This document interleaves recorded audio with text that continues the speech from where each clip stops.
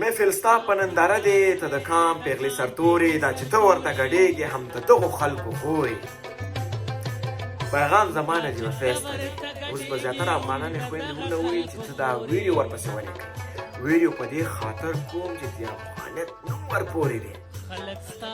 ګاونډی مې پرې غرونه راکوي چې سنبالم کوي دغه سنباله کوي خو ګورې خورجانې د یو ورور پیغام واوره ګورې خورجانې چې ته کله لمر تلویزیون کې وې ستا د زړه نه او ستا د سترګو نه به اوښکې تللې په پروګرام کې زړه به دې په افغانانو درد کولو چې کله به هم در سره یا سرباز یا به غریب ستا د اوښکو سره به زموږ د زړه نه هم اوښکې تلې زموږ د سترګو نه به هم اوښکې تلې زموږ زړه به هم درد کولو آیا هغه ستا اوښکې د دروغ وې ستا چې کوم زړه درد کولو هغه د دروغ و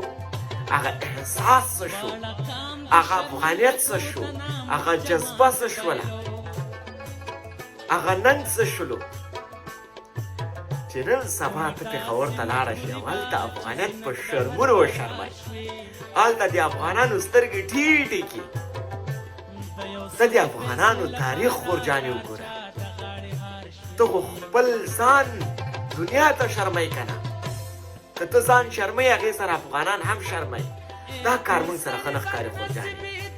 ګورې ته لمر تلویزیون ته راغللې څومره عزت ده له همدې افغانانو درکې ستا پروګرام به یې کتلو راشد در سره پروګرام کړی دی نورو در سره کړی دی آیا هغو به بیا تا سره پروګرام وکړي آیا لمر تلویزیون کې به بیا تا ته وظیفه درکړي زه بیا لمر تلویزیون والا ته ویم که نه څوک چې افغانیت شرموي د افغانستان نوم ته نقصان رسوي هغې کسان ته وظیفې مه ورکوئ تکړه تکړه ځوانان په افغانستان کې شته هغو ته وظیفې ورکوئ داسې نه چې چا میکپ مه کړي هغو راشي ځانونه سینګار کړي بس خوشحاله شي سینګار ته هغو ته وظیفه ورکوئ دروند نالت دی په تاسو لمر والا ژوندون والا او اړتیا والا باندې هم شي چې تاسو وظیفې ورکوئ دروند نالت در باندې وایي ځوانان ګرځېږي تعلیمونه یې کړي دي ډګرۍ یې ورسره دي هغو ته وظیفې نه ورکوئ بیا یې رنډۍ رنډۍ راشي هغو ته پکې صرف وظیفې ورکوئ ځکه چې لږ ښایست لري لږه سپېده ومکي ګورې خورجانې نجیبه فیض خورجانې زه تقریبا 6 کلن و کلن وم ته په هغې وخت کې به وې یاره 25 کلو به وې اوس خو 45 کلو یې ماشاءالله زما د نیا پسې ویډیو در پسې په دې کوم چې موږ افغانان در باندې شرمېږو دا کوم کارونه چې تا شروع کړي دا بس که دا موږ افغانانو سره ښه نه ښکاري کنې سبا به افغانستان کې چا غځولې بیا به همدا موږ افغانان هم در پسې جاړو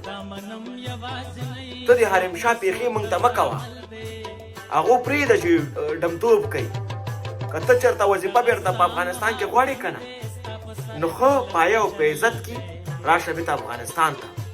او دا چې چا سره ګډېږي هلته هغو موږ ته پیغورونه راکوي که نه دا مه ګډېږه موږ افغانان مه شرموه موږ دومره شرمېدلي خلک نه یو چې دومره ته په شرمونو شرمئ